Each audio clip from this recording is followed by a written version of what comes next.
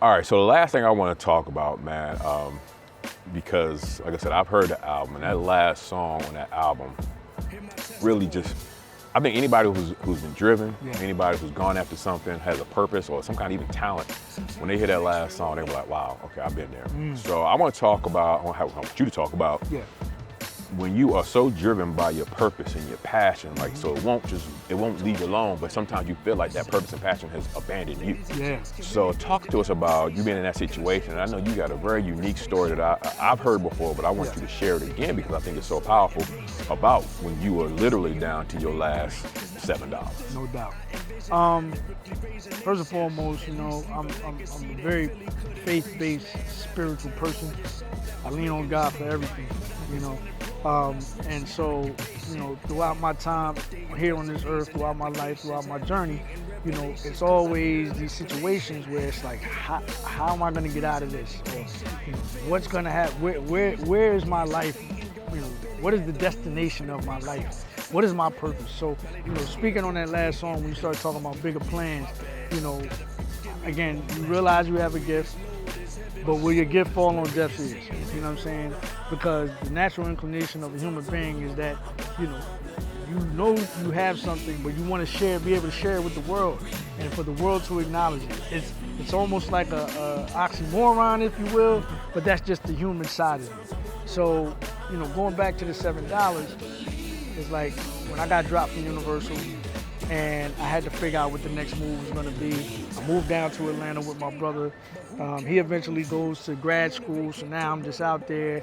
I met a young woman that's not my wife, but you know, she came along at a time. You know, you meet people for reasons, purposes. Yeah, she ain't gonna exes serve purposes. Reason, season, lifetime. This is a reason. Right. Reason, season. You know what I'm saying?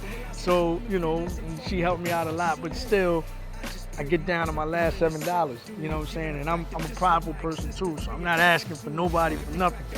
So I go to church, and really it was just like a token, if you will.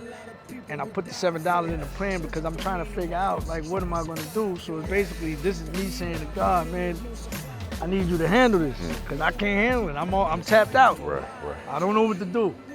So put the $7 in the pan. I get a call from Wayne Barrow. Shout out to Wayne Barrow, who's Mark Pitt's cousin, who's president or vice president of Buy Storm.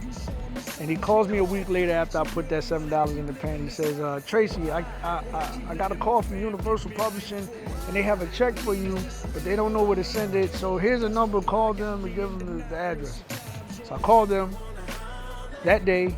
A week later, I get a check in the mail for $7,000. Now, again, I put my last $7 in the place, so I'm tapped out for about at least 2 weeks. You know what I'm saying?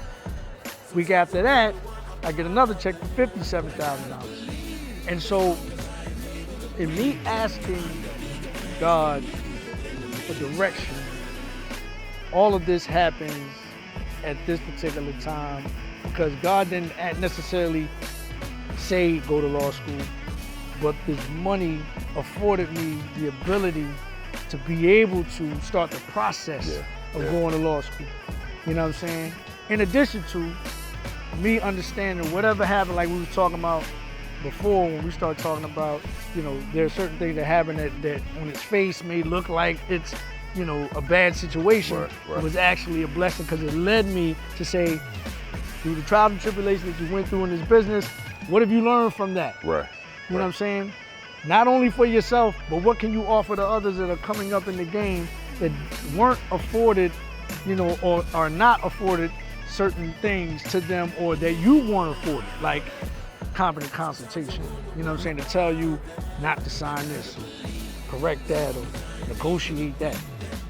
So that money led me to starting the process of going into law school. I took the LSAT, eventually getting accepted at Southern University, Law Center, another HBC. I keep it HBC there it is. all there it is. day. You hear me? Graduated in 2000, went in 2003, graduated in 2006, passed the bar in 2007, and I've been a licensed attorney for the last 16 years. Yeah, I love that story. A couple of things there. One, God had your blessing sitting there waiting for you. And I'm talking about you, but it's all of us. Like, Yes. he has the blessing waiting. He's just waiting for you to activate it by stepping out on that faith, That's a right? fact. Like that money, that 57 plus 7 months, that $64,000 was sitting there waiting. But you ain't get it until you put that seven in $7, there. your last 7. So some of us sitting there won't make that sacrifice. That's You're right. like, well, I'm gonna eat today, you know? right. But that activated, the faith activation that opened up their blessings. That's first and Absolutely. foremost, man. But then, like you said, then you flipped it over. Well, go back to the early conversation. Did he fall off?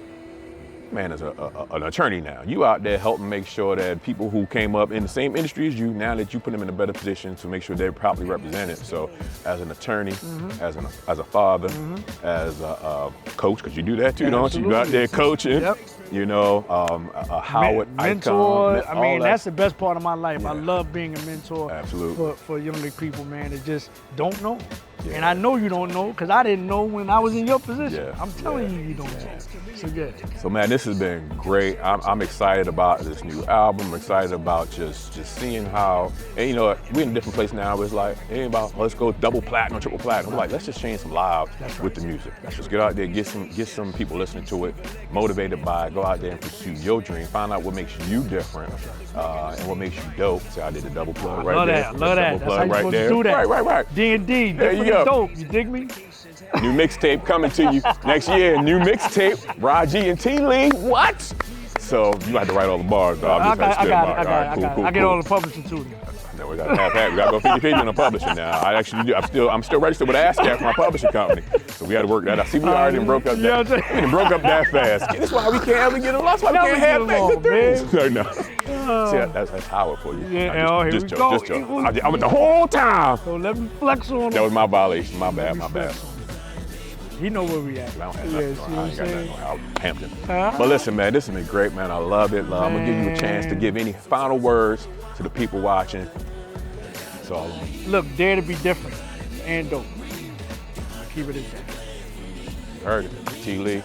I'm Ryan C. Greene. This is Born to Be Dope. Go out there, be unapologetically great at being you.